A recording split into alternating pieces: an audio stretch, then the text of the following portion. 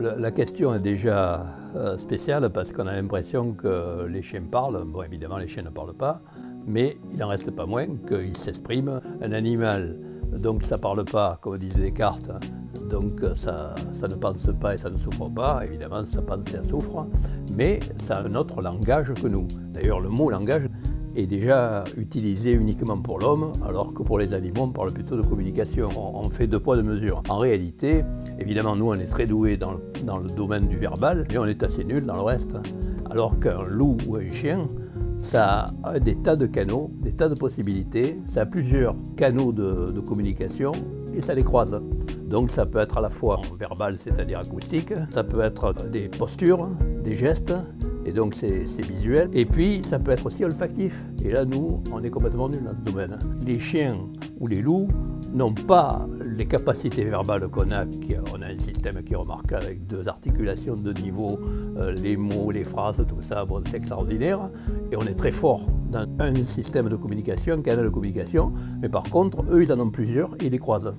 Et en particulier les loups, qui sont encore plus précis et plus verbeux, si je puis dire, que les chiens. Parce qu'eux, ils ont encore plein d'attitudes que n'ont pas les chiens. Si vous allez dans le zoo, vous voyez les loups entre eux qui se disputent ou qui s'amusent. On voit des tas de postures qui n'existent pas chez les chiens. Mais il y a quand même un lien étroit entre le langage de leurs ancêtres et le langage des chiens. Mais ça a été modifié par l'homme. C'est-à-dire qu'en réalité, par exemple, le loup, il hurle facilement, pour des tas de fonctions, pour retrouver ses copains, pour quand il est content, quand il n'est pas content, il y a plusieurs types de hurlements. Par contre, ce n'était pas pratique évidemment pour nos ancêtres, quand ils avaient sélectionné des loups pour en faire des chiens, d'avoir des hurlements toute la nuit.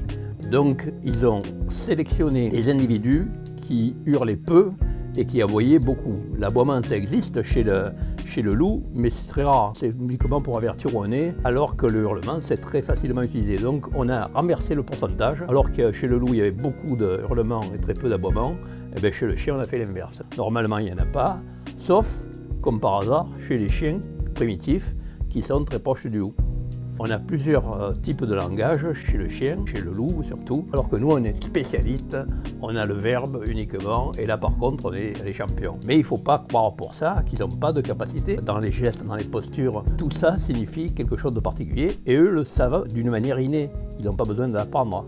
Ils ont tout un langage, appelons ça communication si on veut pour différencier, mais simplement nous on a du mal à entrer dans ce système parce qu'on est tellement orienté sur la communication verbale qu'on ne voit pas les autres.